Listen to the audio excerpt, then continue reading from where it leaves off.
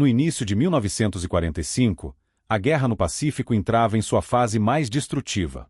Enquanto a Europa se aproximava do fim de seu conflito, o Império do Japão enfrentava a força total da máquina de guerra americana, e o mundo assistia ao desenrolar de uma campanha aérea sem precedentes. No centro desta ofensiva estava o bombardeiro B-29 Superfortress, uma maravilha tecnológica capaz de voar mais alto e mais longe do que qualquer outro. Sob o comando do general Curtis LeMay, a estratégia americana havia passado por uma transformação radical. As tentativas de bombardeios de precisão a alta altitude foram abandonadas em favor de ataques noturnos, a baixa altitude, com um propósito singular: incendiar as cidades japonesas, construídas em grande parte de madeira e papel. A noite de 9 para 10 de março de 1945 marcou o ponto de inflexão desta tática. Mais de 300 B-29 sobrevoaram Tóquio, despejando cerca de 1.700 toneladas de bombas incendiárias M69. O resultado foi uma tempestade de fogo que consumiu mais de 40 km² da capital, ceifando a vida de aproximadamente 100.000 pessoas em uma única noite. Este evento, e os ataques que se seguiram a outras cidades como Nagoya, Osaka e Kobe, dominaram as manchetes globais. Para o público, esta era a face da guerra contra o Japão: fogo vindo do céu, cidades em ruínas e a demonstração avassaladora do poder industrial e aéreo dos Estados Unidos. As superfortalezas eram os protagonistas de uma narrativa de destruição visível, e suas bombas incendiárias, a manchete de todos os jornais. A imagem que ficou para a história foi a de um Japão que queimava sob um céu escurecido pela fumaça. Mas, enquanto as chamas consumiam as cidades e a atenção do mundo se concentrava neste espetáculo de aniquilação, uma campanha muito mais silenciosa, invisível e metódica estava sendo travada nos mares que cercavam o arquipélago. Esta outra guerra não buscava a destruição imediata de centros urbanos ou a desmoralização da população através do fogo. Seu objetivo era mais fundamental, mais estratégico: cortar as artérias que mantinham viva a máquina de guerra e a própria nação japonesa. Os mesmos B-29 que riscavam os céus com fogo durante a noite eram, em outras missões, os instrumentos de um bloqueio naval executado a partir do ar. Era uma guerra não de explosões imediatas e espetaculares, mas de paciência, tecnologia e aço, projetada para atingir o Japão em seu ponto mais vulnerável. Uma campanha projetada para afogar um império, não em água, mas na sua própria incapacidade de se sustentar. Este esforço metódico e calculista, que se desenrolava longe dos olhos da imprensa, provaria ser tão ou mais devastador que os próprios bombardeios incendiários. A geografia de uma nação define, em grande parte, seu destino e suas vulnerabilidades. Para o Japão, um arquipélago montanhoso e densamente povoado, essa verdade era absoluta. O país carecia dos recursos naturais essenciais para sustentar uma guerra moderna em escala industrial. Sua expansão imperial na Ásia, iniciada décadas antes, não foi motivada apenas pela ambição, mas por uma necessidade fundamental: garantir o acesso a matérias-primas que seu próprio território não podia fornecer. Esta dependência externa era a falha estrutural, o verdadeiro calcanhar de Aquiles do Império Japonês. Para os analistas de guerra em Washington, este fato era mais do que uma simples observação geográfica. Era a chave para a vitória. A máquina de guerra japonesa, que havia se mostrado tão formidável nos primeiros anos do conflito, operava inteiramente com combustível importado. Quase 100% do seu petróleo vinha de poços distantes, principalmente das Índias Orientais Holandesas, a atual Indonésia. Sem um fluxo constante de petroleiros cruzando o mar da China Meridional, a frota imperial combinada, uma das mais poderosas do mundo, ficaria imobilizada em seus portos. Os caças Zero e os bombardeiros Bet, que dominavam os céus, permaneceriam no chão. Os tanques e caminhões que moviam o exército simplesmente parariam. O petróleo não era apenas um recurso, era o sangue que pulsava nas veias do esforço de guerra japonês. Da mesma forma, a indústria pesada que forjava navios, canhões e blindados dependia do minério de ferro e do carvão extraídos da Manchúria e da China continental.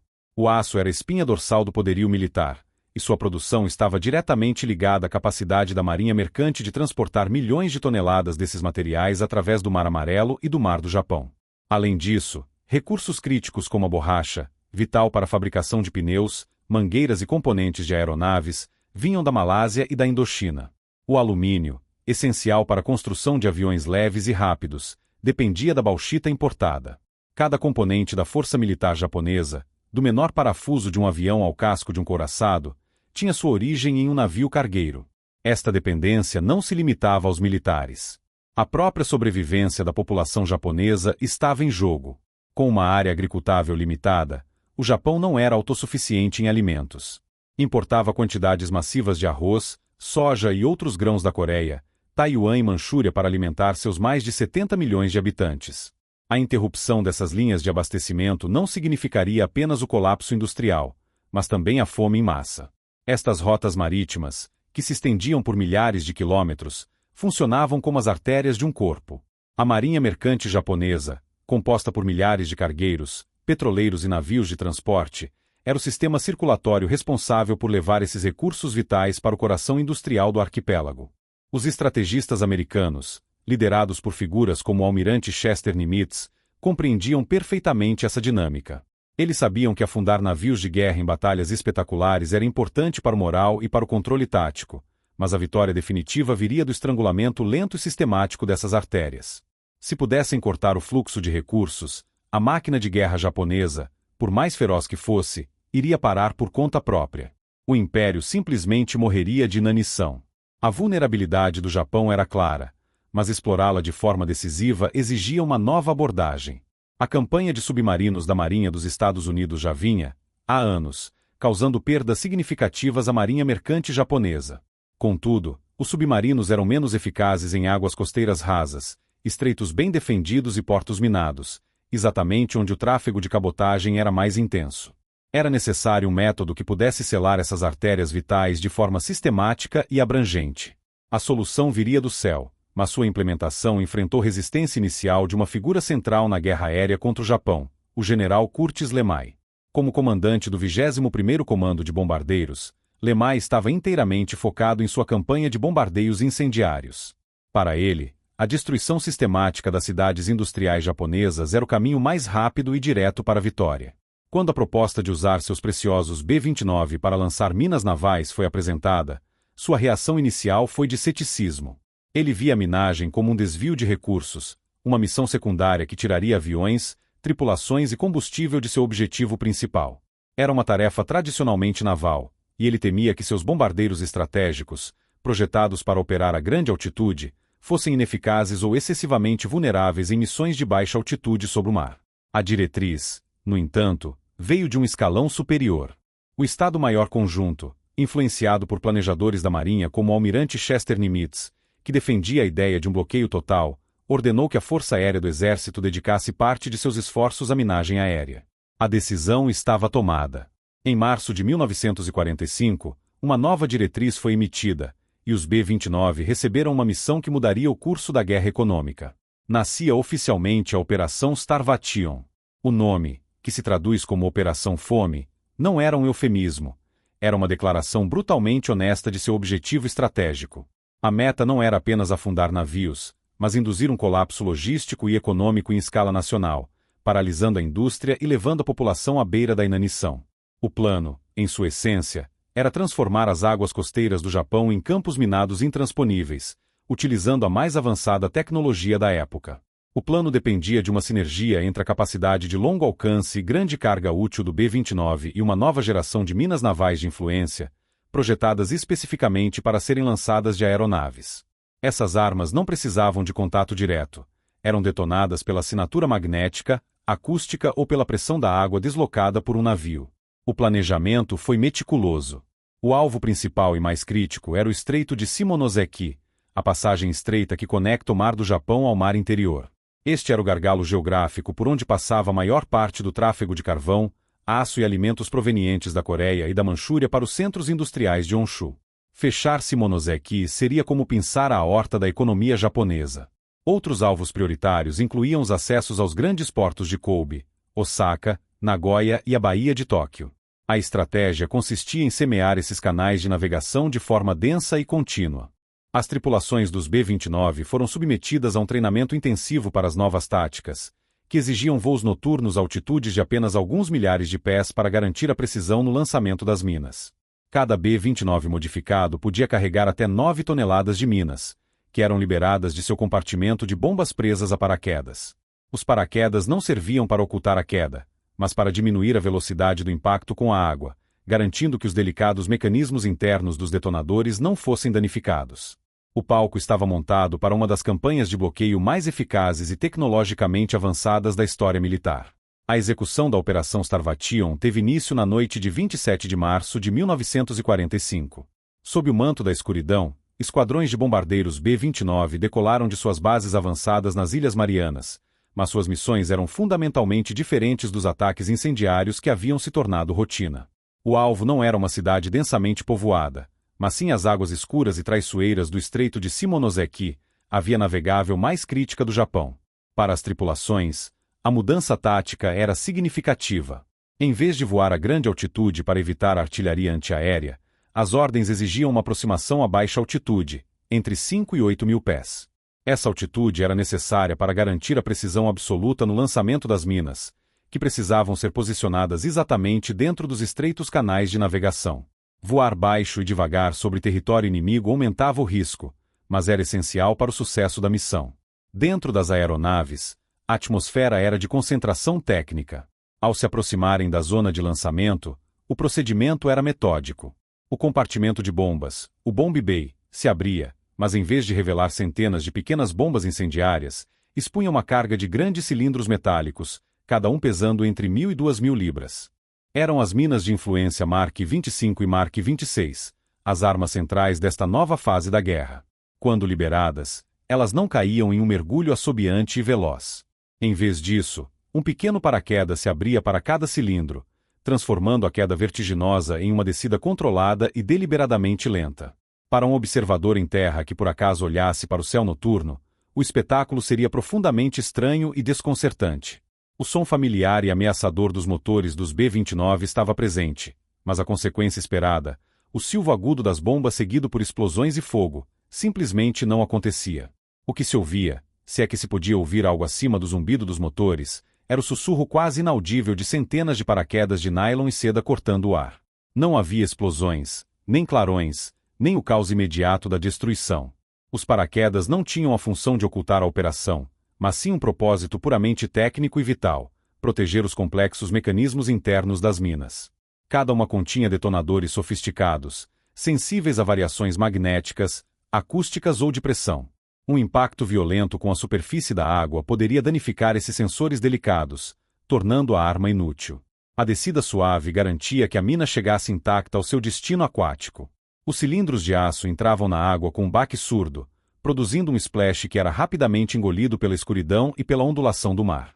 Em segundos, desapareciam sob a superfície, sem deixar qualquer traço visível de sua presença. Para as defesas costeiras japonesas, a situação era confusa. Aviões inimigos haviam sobrevoado áreas estratégicas, mas aparentemente não haviam atacado.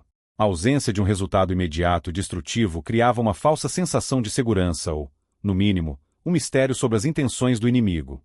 As aeronaves americanas davam meia volta e iniciavam a longa jornada de retorno às Marianas, deixando para trás um perigo invisível e latente. As minas, agora armadas e assentadas no leito do mar, aguardavam em silêncio. A guerra havia sido semeada, e era apenas uma questão de tempo até que a colheita começasse. Para a Marinha Mercante japonesa e suas escoltas navais, a guerra até 1945 havia se estabelecido em um ritmo perigoso, porém familiar.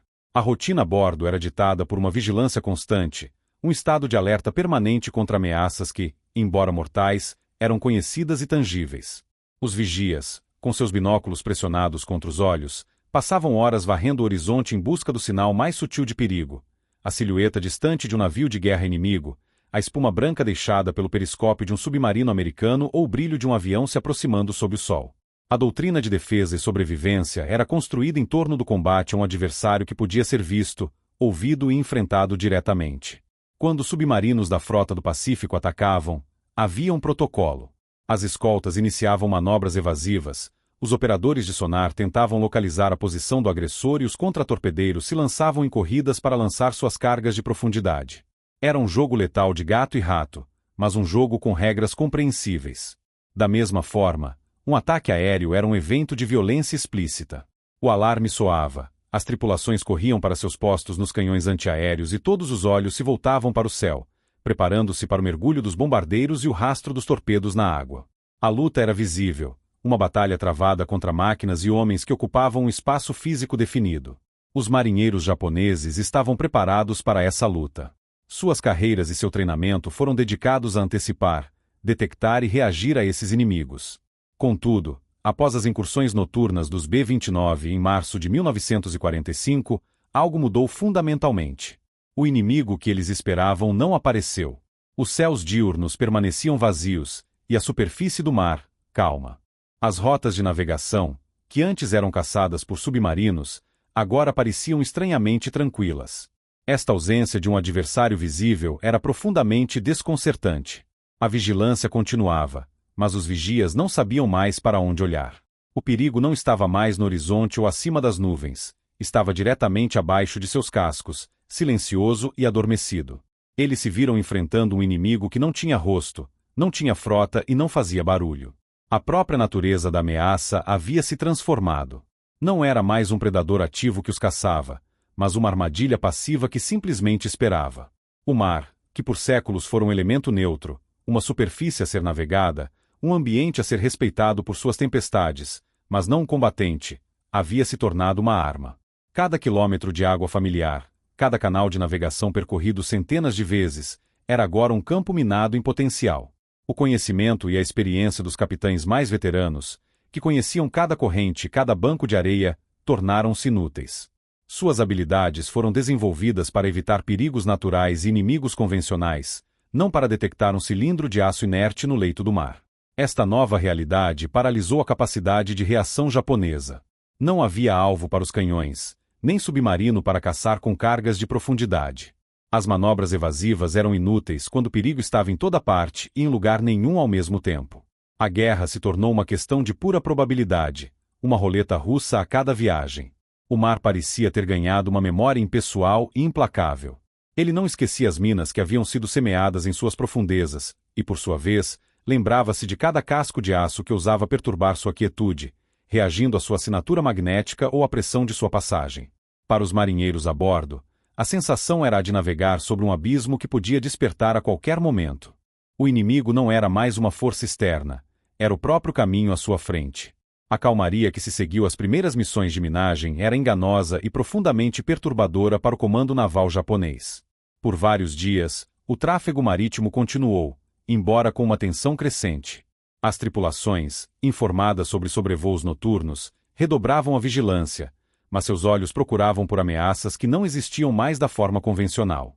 Então, em uma rota de cabotagem rotineira, o silêncio foi quebrado de forma definitiva e violenta. Um cargueiro de tamanho médio, um dos muitos navios anônimos que formavam a espinha dorsal da logística japonesa, navegava em águas consideradas seguras, provavelmente transportando carvão ou alimentos entre os portos do arquipélago. O dia estava claro, o mar estava calmo e não havia qualquer indicação de perigo imediato. Os vigias em seus postos não reportaram aeronaves inimigas, e os hidrofones não detectaram a aproximação de submarinos. A viagem era, até aquele momento, idêntica a centenas de outras já realizadas. Foi então que, sem qualquer aviso, o navio estremeceu violentamente. A explosão não veio da lateral, como seria esperado de um torpedo, mas diretamente debaixo do casco. No leito do mar, diretamente abaixo de sua rota, um dos cilindros de aço registrou alteração no campo magnético gerado pela massa de metal do navio que passava acima. O sensor cumpriu sua função e ativou o detonador. A detonação de centenas de quilos de explosivo de alta potência, contida e amplificada pela pressão da água, gerou uma força vertical de magnitude imensa. O casco do navio foi erguido para fora da água sobre uma bolha de gás em rápida expansão, como se atingido por um punho invisível vindo das profundezas.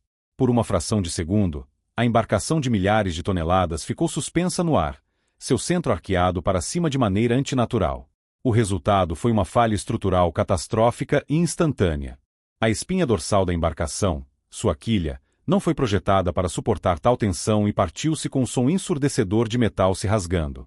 Testemunhas em outras embarcações ou na costa teriam visto uma cena surreal, uma gigantesca coluna de água, lama e fumaça negra irrompendo do oceano, levantando o navio antes de engoli-lo. A embarcação, partida em duas, começou a afundar quase que imediatamente.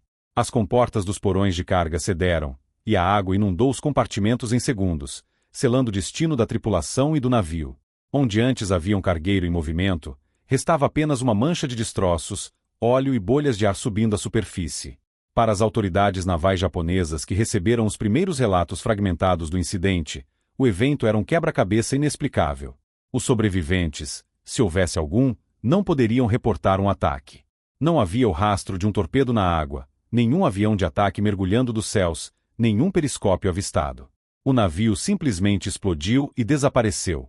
A ausência de um agressor visível era mais aterrorizante do que qualquer batalha convencional. A guerra invisível havia se manifestado pela primeira vez, não como uma teoria estratégica, mas como uma realidade letal e concreta. Ela havia cobrado sua primeira vítima, e com aquele primeiro estrondo surdo, a Operação Starvation provou sua eficácia. O estrangulamento metódico do Império do Japão havia começado. O que causava essa destruição invisível não era a tecnologia naval do passado. As minas navais tradicionais, conhecidas como minas de contato, eram dispositivos simples e diretos, esferas de metal com protuberâncias, chamadas de chifres, que precisavam ser fisicamente atingidas por um navio para detonar. Eram armas passivas que dependiam do acaso e do contato direto. As armas que os B-29 estavam semeando nas águas japonesas pertenciam a uma geração completamente nova e mais letal. Eram armas inteligentes, conhecidas como minas de influência, e sua lógica de operação representava um salto quântico na guerra naval. Elas não precisavam ser tocadas, elas eram projetadas para sentir a presença do inimigo à distância. O segredo por trás de seu funcionamento residia em uma série de sensores sofisticados, cada um projetado para detectar as assinaturas físicas que todo navio inevitavelmente produz ao se mover pela água. O primeiro e mais comum era o detonador magnético. Todo navio com casco de aço, ao se mover, perturba o campo magnético natural da Terra de uma maneira previsível. A mina estava equipada com um magnetômetro altamente sensível, calibrado para ignorar as flutuações naturais do campo terrestre, mas para reagir instantaneamente à anomalia distinta e massiva causada por uma grande massa de metal passando por cima. Quando a assinatura magnética do navio atingia um limiar pré-determinado, o circuito elétrico se fechava e a carga principal era detonada. Além da assinatura magnética, havia o detonador acústico. Os navios não são silenciosos. Seus motores geram uma vibração de baixa frequência. Suas hélices cavitam a água produzindo um som característico e o próprio casco gera ruído ao cortar as ondas. As minas acústicas possuíam hidrofones, microfones subaquáticos, sintonizados para ouvir especificamente essas frequências e padrões sonoros. O sistema era projetado para distinguir o som de um grande navio mercante ou de guerra do ruído ambiente do oceano, como o som de baleias ou movimento de cardumes. Somente o padrão acústico correto, correspondente a um alvo valioso, serviria como gatilho. Outro mecanismo, ainda mais sutil, era o detonador de pressão. Um navio de grande porte, ao deslocar milhares de toneladas de água, gera uma alteração de pressão hidrostática no leito do mar. Primeiramente, a proa cria uma zona de alta pressão, seguida por uma zona de baixa pressão sob o centro do casco. O sensor da mina era projetado para identificar essa assinatura de pressão específica, essa sequência de aumento e queda súbita. Este tipo de detonador era particularmente difícil de ser neutralizado, pois não podia ser simulado por equipamentos de varredura simples. A única coisa que podia criar tal assinatura era, de fato, um navio de grande calado. A verdadeira genialidade e letalidade dessas armas, no entanto, vinha da combinação desses sistemas. Muitas minas eram equipadas com múltiplos sensores. Uma mina poderia exigir, por exemplo, a detecção simultânea de uma assinatura magnética e acústica para detonar, tornando-a imune a contramedidas que visavam apenas um tipo de sensor. O campo magnético de um casco de aço ou a mudança na pressão da água causada por sua passagem era, portanto, o suficiente para acionar o gatilho. O navio inimigo, por sua mera existência e movimento, assinava sua própria sentença de morte. A ciência por trás desse caos transformou as águas costeiras do Japão em um ambiente onde a própria física se tornará uma arma aliada, aguardando pacientemente para cumprir sua função. Diante desta ameaça invisível e crescente, o alto comando japonês não ficou inerte. A Marinha Imperial possuía uma doutrina e uma frota estabelecida de navios varredores, embarcações especializadas cuja única função era detectar e neutralizar minas navais para manter as rotas de navegação abertas. A resposta japonesa foi imediata e previsível: intensificar as operações de varredura nos portos e estreitos mais críticos. Estes esforços, no entanto, estavam baseados em décadas de experiência contra minas de contato e os primeiros modelos de minas de influência, que eram consideravelmente mais simples. Os japoneses mobilizaram seus varredores para arrastar equipamentos projetados para simular as assinaturas de navios, como grandes cabos eletromagnéticos que geravam um campo magnético artificial ou dispositivos rebocados que produziam ruídos para ativar minas acústicas. Contudo, Eles estavam prestes a descobrir que enfrentavam um adversário cuja tecnologia estava vários passos à frente de suas contramedidas. A Operação Starvation não era apenas sobre a quantidade de minas lançadas, mas sobre a sofisticação letal de cada uma delas. Para tornar a neutralização uma tarefa quase impossível, os engenheiros americanos incorporaram mecanismos projetados especificamente para derrotar os procedimentos de varredura. A inovação mais eficaz foi o contador de navios. Este era um dispositivo interno que permitia programar uma mina para não explodir na primeira vez que seus sensores fossem ativados. A mina podia ser ajustada para ignorar o primeiro navio, ou os 2, 3 ou até mais de 10 primeiros navios que passassem sobre ela. Cada passagem era registrada pelo contador, mas o circuito de detonação permanecia inativo. Somente quando o número pré-determinado de passagens era atingido, a mina se armava completamente, pronta para detonar sob o próximo navio que satisfizesse seus parâmetros. A implicação estratégica deste mecanismo era devastadora. A tática padrão japonesa era enviar os navios varredores na frente de um comboio. Os varredores passavam por uma área, seus equipamentos de simulação ativavam os sensores das minas, mas, como o contador ainda não havia sido satisfeito, nada acontecia. A tripulação do varredor, então, declarava o canal seguro, sinalizando para que os navios de carga ou petroleiros que o seguiam pudessem prosseguir com confiança. Era neste momento que a armadilha se fechava. O cargueiro valioso, o petroleiro carregado de combustível ou navio de transporte de tropas tornava-se o alvo que finalmente cumpria a contagem, acionando uma explosão que parecia vir do nada, em uma área supostamente limpa. Adicionando outra camada de complexidade, as minas eram lançadas com uma mistura de configurações. Em um único campo minado, podiam existir minas magnéticas sem contador, minas acústicas ajustadas para 3 passagens e minas de pressão ajustadas para 5. Essa variedade deliberada criava uma incerteza paralisante. Os japoneses nunca sabiam que tipo de ameaça estavam enfrentando ou se seus esforços de varredura haviam tido qualquer efeito. Além disso, as minas com detonadores de pressão eram particularmente resistentes à varredura. Era relativamente simples rebocar um eletroímã ou um gerador de ruído, mas replicar a assinatura de pressão hidrodinâmica única de um navio de 10.000 toneladas era uma tarefa tecnologicamente impossível para os japoneses. Seus navios varredores, por serem muito menores e mais leves, simplesmente não deslocavam água suficiente para ativar esses detonadores. Como resultado, essas minas agiam como predadores seletivos, ignorando as escoltas e os varredores para atingir apenas os alvos de maior porte e valor estratégico. Esta combinação de contadores, múltiplos tipos de sensores e detonadores de pressão transformou os esforços de varredura japoneses de um procedimento militar metódico em um jogo de roleta russa mortal e fundamentalmente ineficaz. Cada passagem bem-sucedida de um varredor não trazia segurança, apenas aumentava a probabilidade de que a próxima embarcação fosse a vítima. A eficácia de uma arma não se mede apenas por sua tecnologia, mas por seus resultados quantificáveis. No caso da Operação Starvation, os números que emergiram entre março e agosto de 1945 foram mais do que estatísticas, foram a certidão de óbito da economia de guerra japonesa. Ao longo de 5 meses, a campanha lançou um total de 12.135 minas navais nos portos e estreitos vitais do Japão. Essa semeadura metódica e contínua criou uma barreira invisível, porém mais impenetrável do que qualquer bloqueio naval tradicional. O impacto foi imediato e avassalador. Em um período de tempo notavelmente curto, a Marinha Mercante do Japão, já desgastada por anos de guerra submarina, foi efetivamente paralisada em suas próprias águas. Os registros oficiais do pós-guerra detalham a escala da destruição.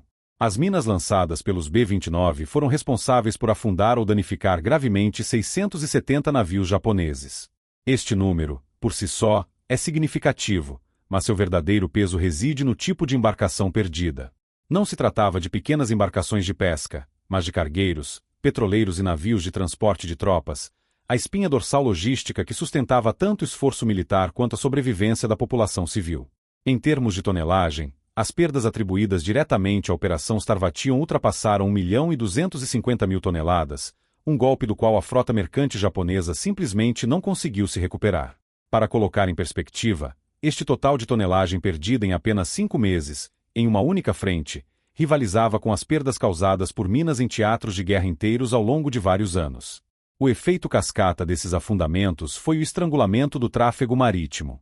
O Estreito de Shimonoseki, a artéria mais crítica que ligava o Japão ao continente asiático, tornou-se um cemitério de navios. O tráfego através deste canal vital caiu mais de 95%, reduzindo-se a um gotejamento perigoso e esporádico. Nos grandes centros industriais, a situação era igualmente desoladora. Os portos de Kobe e Osaka, que antes fervilhavam com a chegada de matérias-primas e o despacho de material de guerra, viram seu movimento combinado cair em mais de 90%. Navios que ousavam tentar a passagem ficavam retidos por semanas, aguardando operações de varredura que se mostravam cada vez mais inúteis e perigosas. As docas ficaram silenciosas, os guindastes imóveis e os armazéns, vazios. Análises posteriores, como as conduzidas pelo Estudo Estratégico de Bombardeio dos Estados Unidos, concluíram que a Operação Starvation foi uma das campanhas mais eficientes de toda a Segunda Guerra Mundial, em termos de custo-benefício. Enquanto os bombardeios incendiários destruíam a infraestrutura já existente, as minas atacavam a fonte, impedindo que os recursos chegassem às fábricas para serem processados. A campanha forçou o Japão a desviar recursos imensos e escassos, incluindo mais de 300 navios e dezenas de milhares de homens, para uma tentativa desesperada e em grande parte fútil de manter as rotas abertas. Cada navio varredor perdido era um recurso naval que não podia ser usado em combate. Os números não mentiam. A nação estava sendo, literal e metodicamente, sufocada. O impacto desses números não foi medido em relatórios militares ou em análises estratégicas, mas sim na realidade diária de mais de 70 milhões de pessoas. A consequência direta e mais brutal do bloqueio naval imposto pela Operação Starvation foi a fome. Para uma nação insular com terras aráveis limitadas e uma população densa, a autossuficiência alimentar nunca foi uma opção viável. O Japão dependia, de forma crítica e estrutural, da importação contínua de alimentos para sustentar seus cidadãos, uma vulnerabilidade que a campanha de minagem explorou com uma eficácia devastadora. A base da dieta japonesa era, e ainda é, o arroz. Contudo, a produção interna era cronicamente insuficiente para atender à demanda nacional. A diferença era suprida por importações massivas provenientes de suas colônias, principalmente da Coreia e de Taiwan, que funcionavam como celeiro do império. Navios cargueiros faziam a travessia constante pelo Mar do Japão e pelo Mar da China Oriental, transportando o grão que era essencial não apenas para a nutrição, mas para a própria estabilidade social. Com as rotas marítimas transformadas em campos minados, esse fluxo vital foi interrompido. Os navios não conseguiam deixar os portos continentais, e os que ousavam zarpar corriam um risco inaceitável. O arroz, que deveria estar nas mesas das famílias em Tóquio e Osaka, começou a apodrecer nos armazéns e nos porões dos navios atracados nos portos da Coreia. O sistema de racionamento de alimentos, já sobrecarregado pelos anos de guerra, entrou em colapso total. As porções diárias distribuídas pelo governo tornaram-se cada vez menores, chegando a níveis que mal garantiam a subsistência. Em meados de 1945, a ração oficial de arroz para um adulto era drasticamente inferior às necessidades calóricas mínimas. A fome deixou de ser uma ameaça distante para se tornar uma presença constante e generalizada, especialmente nos grandes centros urbanos, que dependiam inteiramente da distribuição externa. As filas para comida tornaram-se uma cena comum, longas e silenciosas, com pessoas aguardando por horas para receber uma quantidade ínfima de batata doce ou um punhado de grãos de baixa qualidade. As prateleiras dos mercados, antes abastecidas, ficaram vazias. A população, já castigada psicologicamente e fisicamente pelos bombardeios incendiários que destruíam suas casas e cidades, agora enfrentava a inanição. A busca por qualquer fonte de calorias tornou-se uma luta diária pela sobrevivência. As pessoas foram forçadas a consumir alimentos que antes eram impensáveis: cascas de vegetais, folhas de batata doce, bolotas de carvalho moídas para fazer uma espécie de farinha e até mesmo serragem misturada a outros ingredientes para dar volume à comida. O mercado negro floresceu, mas os preços eram proibitivos para a grande maioria da população, que já havia perdido suas economias e meios de subsistência. A desnutrição tornou-se endêmica, resultando em um aumento acentuado de doenças relacionadas à deficiência de vitaminas e à fraqueza geral do sistema imunológico. Os rostos magros e preocupados, visíveis nas imagens de arquivo da época, não eram apenas um reflexo do medo da guerra, mas um sintoma físico da fome que consumia o império por dentro. A Operação Starvation estava cumprindo seu objetivo com uma precisão cirúrgica, estava paralisando o Japão não apenas militarmente, mas em seu nível mais fundamental, o da sobrevivência humana. A fome que se alastrava pelo Japão não era apenas de comida. Havia uma inanição paralela, mais silenciosa, mas igualmente devastadora: a fome de recursos industriais. O bloqueio naval aéreo não apenas esvaziou os pratos da população, mas também drenou a energia vital da máquina de guerra do império, levando suas fábricas a um silêncio forçado e definitivo. A complexa teia industrial que havia permitido ao Japão desafiar o poderio ocidental por quase 4 anos começou a se desfazer, não por falta de trabalhadores ou de maquinário, mas por falta de matéria-prima. O primeiro recurso a desaparecer foi o carvão. Extraído em grandes quantidades da Manchúria e do norte da China, o carvão era a principal fonte de energia para as usinas termoelétricas que alimentavam as cidades e os complexos industriais japoneses. Com o Estreito de Shimonoseki e outros canais de navegação transformados em campos minados intransponíveis, os navios carvoeiros simplesmente pararam de chegar. O impacto foi direto e imediato. Sem um fluxo constante de combustível, as reservas estratégicas se esgotaram rapidamente. Uma a uma, as usinas de energia reduziram sua produção e, por fim, desligaram suas turbinas. Para a indústria, isso significou o fim. As luzes se apagaram, os motores elétricos que moviam as prensas e os tornos pararam de girar, e as linhas de montagem, antes ruidosas e produtivas, mergulharam em uma quietude total. Da mesma forma, a espinha dorsal do poderio militar japonês, o aço, dependia inteiramente do minério de ferro e do carvão metalúrgico importados do continente. Sem esses componentes essenciais, os altos fornos que eram o coração da siderurgia japonesa começaram a esfriar. A produção de aço, que já vinha caindo devido a anos de guerra, cessou quase que por completo. A consequência foi paralisante para o esforço de guerra. Sem novas chapas de aço, era impossível construir os cascos de novos contratorpedeiros ou consertar os couraçados danificados. Sem aço de alta qualidade, a fabricação de canos de artilharia, blindagem para tanques e até mesmo componentes para fuzis foi interrompida. A indústria que havia forjado uma das marinhas mais poderosas do mundo agora era incapaz de produzir as ligas metálicas mais básicas. O recurso mais crítico, no entanto, era o petróleo. Com quase 100% de seu suprimento vindo das distantes Índias Orientais holandesas, o Japão era fatalmente vulnerável a qualquer interrupção nas rotas de petroleiros. A Operação Starvation selou essa vulnerabilidade. Com as minas bloqueando os acessos aos portos e refinarias, o fluxo de petróleo bruto foi reduzido a um gotejamento insignificante. Os motores silenciaram em todo o país. Isso não afetou apenas os tanques no campo de batalha ou os navios de guerra atracados nos portos. O impacto foi sentido em toda a cadeia logística. Os caminhões que transportavam peças entre as fábricas ficaram sem combustível. Os voos de treinamento para novos pilotos foram cancelados para economizar as últimas gotas de gasolina de aviação. Os testes de novos motores e protótipos de aeronaves foram suspensos. Até mesmo a produção de aeronaves, o orgulho da tecnologia militar japonesa, foi estrangulada. A construção de caças leves e rápidos como o Mitsubishi A6M0 dependia do alumínio, que por sua vez era refinado a partir da bauxita importada. Sem a chegada do minério, as fábricas de alumínio pararam. As linhas de montagem que antes produziam dezenas de aeronaves por dia agora exibiam fuselagens e asas incompletas, cobertas de poeira, aguardando materiais que nunca chegariam. As fábricas que produziam os caça-zero e os tanques Chia pararam, não por terem sido destruídas pelas bombas, mas pela simples e absoluta falta do que processar. A máquina estava intacta, mas faminta. O bloqueio invisível havia conseguido o que os bombardeios diretos ainda não haviam alcançado: desligar a indústria de guerra japonesa em sua fonte. O colapso industrial provocado pelo bloqueio naval não foi um problema abstrato, confinado a planilhas de produção e relatórios econômicos. Sua consequência foi imediata, tangível e sentida diretamente nas frentes de batalha, onde a máquina de guerra japonesa começou a falhar de dentro para fora.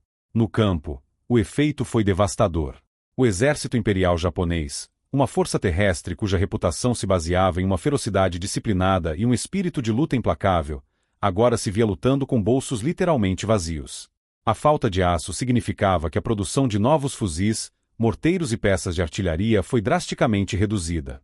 O equipamento existente, desgastado por anos de combate, não podia ser substituído. Soldados eram enviados para treinamento e para o combate com uniformes remendados e armamentos que deveriam ter sido retirados de serviço. Mais fundamentalmente, as tropas estacionadas nas ilhas japonesas enfrentavam a mesma escassez de alimentos que a população civil, minando sua força física e moral. As rações foram cortadas repetidamente, e a energia necessária para manter a prontidão de combate simplesmente desapareceu. Nos céus, a situação era ainda mais crítica. A Força Aérea do Exército e a Marinha Imperial, que antes projetavam o poder aéreo japonês por todo o Pacífico, foram efetivamente aterradas.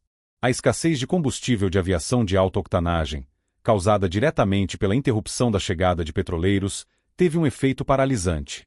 Os voos de treinamento para novos pilotos, essenciais para repor as perdas em combate, foram quase totalmente eliminados.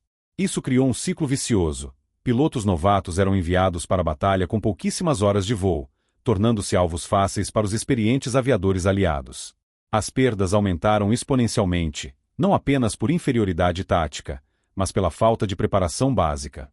Aeronaves valiosas, como os caça-zero, permaneciam no chão de aeródromos por todo o Japão, não por danos de combate, mas por terem seus tanques de combustível secos. A falta de alumínio e peças de reposição também significava que a manutenção se tornou uma tarefa impossível. Aviões com danos reparáveis eram canibalizados para manter um punhado de outros voando, reduzindo a força aérea a uma sombra de seu antigo poder. Talvez o símbolo mais potente da impotência japonesa fosse o destino de sua marinha de guerra. A outrora orgulhosa frota imperial combinada, que havia desferido o ataque a Pearl Harbor e dominado os mares, estava agora reduzida a uma frota impotente, confinada aos seus ancoradouros. Os grandes couraçados, porta-aviões e cruzadores, que exigiam enormes quantidades de óleo combustível para operar, tornaram-se prisioneiros em seus próprios portos. Navios de guerra como o Nagato e o Aruna ficaram imóveis na base naval de Kure, transformados em pouco mais que plataformas de artilharia antiaérea flutuantes e estáticas. A falta de combustível era tão aguda que missões de combate se tornaram operações suicidas por definição, como a última surtida do supercouraçado Yamato em abril de 1945, que recebeu combustível suficiente apenas para a viagem de ida até Okinawa, sem qualquer provisão para um retorno. O bloqueio não apenas isolou a nação japonesa do mundo exterior, ele também fragmentou o próprio império.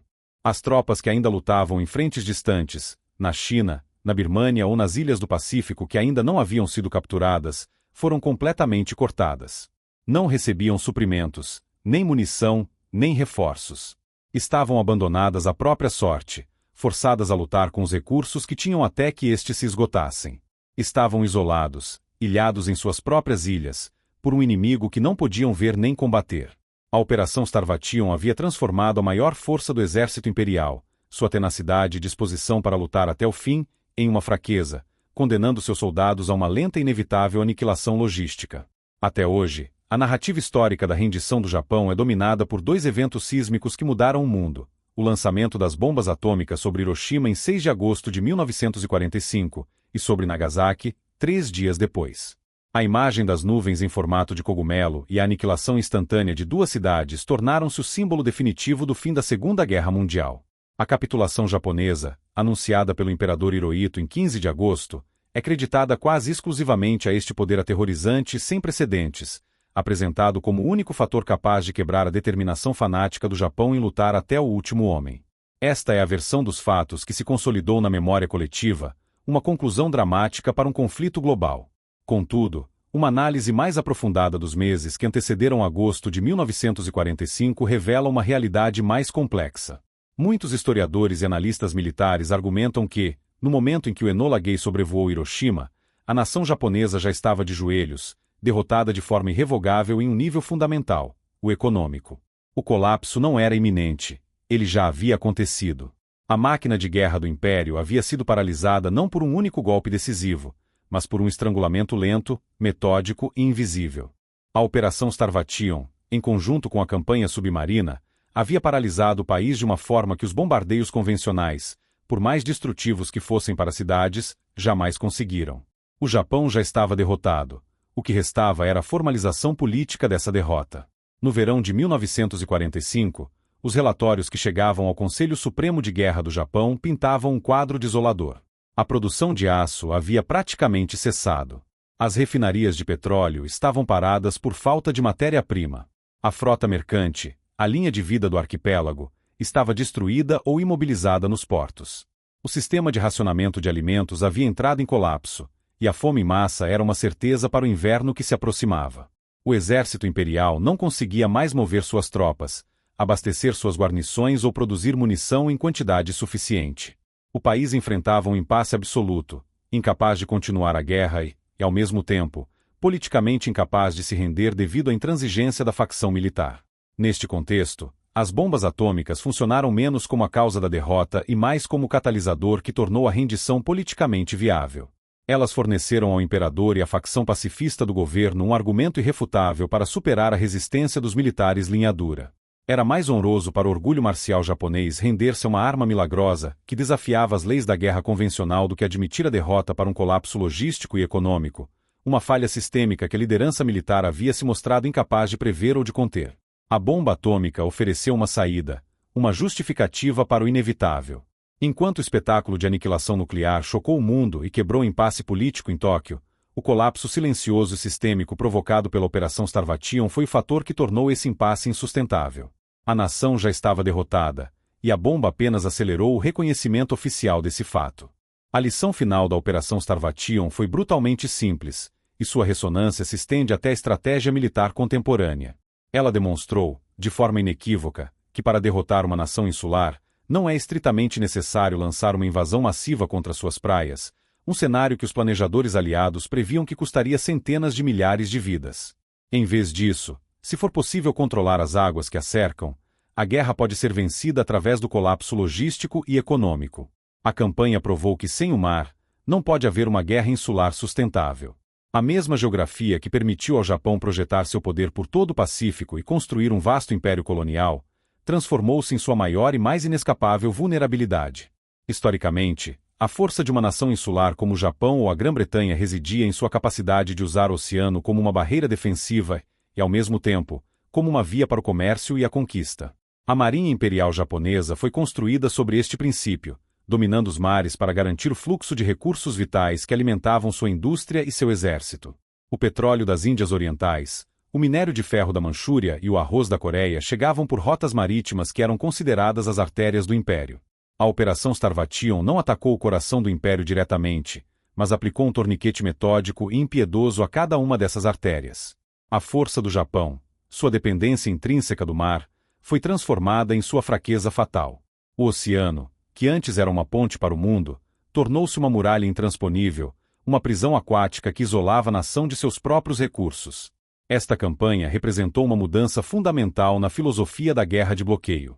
Tradicionalmente, um bloqueio naval era executado por uma frota de navios de superfície, um processo lento, caro e que expunha a frota atacante a contra-ataques. A Operação Starvation, no entanto, foi um bloqueio executado a partir do ar, utilizando a tecnologia para alcançar um resultado mais rápido e abrangente com risco comparativamente menor.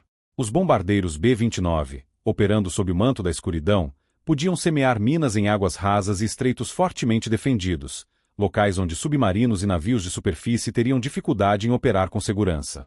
A estratégia não era mais sobre afundar navios em combate direto, mas sobre tornar a própria navegação uma impossibilidade estatística. Era uma guerra de atrito logístico, onde a vitória era medida não em batalhas vencidas, mas em toneladas de carga que nunca chegaram ao seu destino. O legado desta operação influenciou profundamente o pensamento militar no pós-guerra. O conceito de estrangulamento econômico e o ataque às linhas de comunicação marítimas tornaram-se pilares da estratégia naval e aérea moderna. A lição de que a capacidade de uma nação de sustentar uma guerra é tão importante quanto sua capacidade de lutar foi absorvida por todas as grandes potências. A guerra contra a logística do inimigo, muitas vezes travada longe das linhas de frente, provou ser tão decisiva quanto qualquer confronto direto. A Operação Starvation foi o exemplo definitivo de como uma campanha tecnologicamente avançada e focada em um ponto de vulnerabilidade sistêmico pode levar um adversário poderoso ao colapso, sem a necessidade de uma invasão terrestre em grande escala. O Japão foi derrotado não quando suas cidades queimaram ou quando seus exércitos foram vencidos no campo de batalha, mas quando o último navio cargueiro não conseguiu deixar o porto, selando o destino de um império que, no final, foi afogado pela sua própria geografia. A Operação Starvation não possuiu a glória flamejante dos raids incendiários que consumiram as cidades japonesas. Suas ações não geraram as manchetes dramáticas ou as imagens de destruição em massa que dominaram a percepção pública da guerra. Contudo, sua eficácia foi absoluta e inegável, representando uma forma de guerra mais fundamental, em muitos aspectos, mais decisiva. Foi, acima de tudo, uma vitória da logística, da tecnologia e da estratégia pura, executada com uma precisão metódica que contrastava diretamente com o caos aparente dos bombardeios de área. Enquanto a atenção do mundo se concentrava no fogo que caía dos céus, os Estados Unidos venciam uma guerra paralela e silenciosa, uma campanha que visava não quebrar o espírito do inimigo, mas sim desmantelar seu corpo. Essa eficácia se traduz em números concretos e irrefutáveis. As mais de 12 mil minas navais lançadas entre março e agosto de 1945 resultaram em cerca de 670 baixas navais significativas, paralisando quase por completo o tráfego marítimo nos portos e estreitos mais vitais do Japão. Foi uma vitória da logística porque atacou o sistema circulatório do império em sua origem, impedindo que os recursos chegassem às fábricas e que os alimentos chegassem às cidades. Em vez de destruir um tanque na linha de montagem, a operação impedia que o minério de ferro sequer chegasse à siderúrgica. Foi uma abordagem que reconheceu a verdade fundamental de que nenhuma máquina de guerra, por mais avançada ou resiliente que seja, pode funcionar sem combustível, matéria-prima e sustento. Foi também uma vitória da tecnologia. As minas de influência representavam o auge da engenharia militar da época, transformando o próprio ambiente em uma arma. Os sensores magnéticos, acústicos e de pressão, combinados com mecanismos de contagem que enganavam os esforços de varredura, criaram um problema tático para o qual a marinha japonesa não tinha resposta. Cada mina era um sentinela autônomo e paciente, capaz de distinguir entre um varredor de baixo valor e um petroleiro de alto valor estratégico. Essa sofisticação transformou as águas costeiras em um campo de batalha assimétrico, onde a tecnologia superava a força bruta e a coragem. O Japão podia mobilizar centenas de navios e milhares de homens para tentar limpar os canais, mas eles estavam lutando contra um adversário que operava com base em princípios da física e da eletrônica que eles não podiam neutralizar. Finalmente, foi uma vitória da estratégia. A Operação Starvation demonstrou uma compreensão profunda da vulnerabilidade sistêmica do Japão. Os planejadores americanos identificaram o calcanhar de Aquiles de uma nação insular e aplicaram a força de maneira precisa e esmagadora nesse ponto fraco.